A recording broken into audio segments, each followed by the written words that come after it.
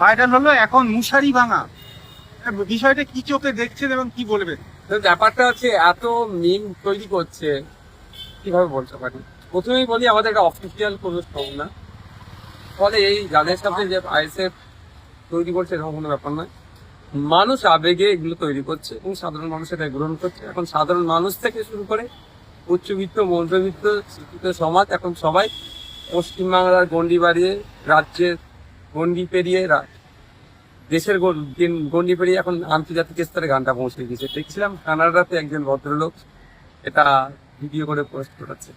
ব্যাপারটা হচ্ছে, আমি সরকার সাহেবকে মাফ করতে হবে না, উনি একদিন একটা মমতা ব্যানার্জি দেখতেই না, sorry, national human rights commission ঘোষিত তিনি একজন ক্লিনার, মমতা ব্যানার্জি ঘোষিত একজন বোমবাদ। আপনি একজন প্রার্থী, আপনার অন্য প্রার্থীর প্রতি একটা সহনশীলতা থাকবে। 100% আছে। কিন্তু একজন মাতসুর বলে আমি অভদ্রমূলক শব্দ বলতে পারবো না, একটা আমি খরচ করেছি আমার রাজনৈতিক কেরিয়ার। দ্বিতীয় কথা হচ্ছে, সরকার সাহেব যখন রাস্তাতে যায়, কেউ যদি ওনাকে চোর বলে রাখে, তারও দায়িত্ব নাকি আমার ঘাড়ে বর্তায়। মানে সরকার সাহেব আইএসএফ বা নওশাদ প্রক্রিয়াতে ঢুকতো, যা হয় সবে নাকি নওশাদ বা আইএসএফ, সেটা আমি কি করতে পারি? সাধারণ মানুষের বাচ্চার কথা আমি কাটতে পারি না।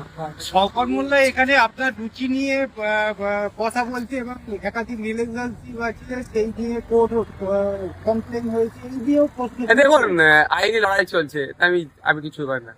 আইনি লড়াই চলছে, কোর্টের বুঝে নেবো। আপনার যে গানটা শুরু হচ্ছে সেখানে প্রথমেই শুরু হচ্ছে নটোরিয়াস ক্রিমিনাল, তারপরে মাতচোর মৌখালি রাজা। এই যে পুরো বিষয়টা আপনাদের কর্মীরা নাচ করছেন, ওই যে প্রশ্নটা করলে কোথাও কিন্তু প্রতিপক্ষ, আমি অন স্টেজ বলতে শুনেছেন আপনি। দেখুন, আমি বিলতা বেল্ট করে দিয়ে আমাকে অ্যাটাক করতে দেখেছেন, কোনোদিন থেকে দেখাতে পারবেন না বিলতা বেল্ট অ্যাটাক করি না। দ্বিতীয় হচ্ছে, আপনারাই দেখেছেন আমি স্টেজে উঠে তাড়া দিই যে ডিজেটি যে এই ধরনের হইলোর করা বারণ, আপনারা দেখেছেন, আপনারা অনেকে দেখিয়েছেন। সুতরাং এর সাথে আমাদেরকে যারা কানেক্ট করছে, তারা ভুল করছে। তারা আরো কয়েক ঘন্টা কি বলবেন? বাংলা থেকে দিচ্ছি কম করে 50,000 ভোটার দিয়েছে। আইএসএফের আর কটা ঠিক করে ডবল ডিজিট বিধানসভায় যাবো, বাম এবং আইএসএফ এর শক্তি এবারে ব্যাপকভাবে উত্থান হবে। মনে করছে রাজ্যে কারা ক্ষমতায় আছে, আমরা থাকবো রাজনীতিতে। সরকার কারা করতে তৃণমূল বিজেপি ম্যাজিক ফিগারে পৌঁছাতে পারবে না, আমি দায়িত্ব নিয়ে করছি। বিজেপি বুথ এজেন্ট খুঁজে পায়নি, আর তৃণমূল বুথ এজেন্ট দিল।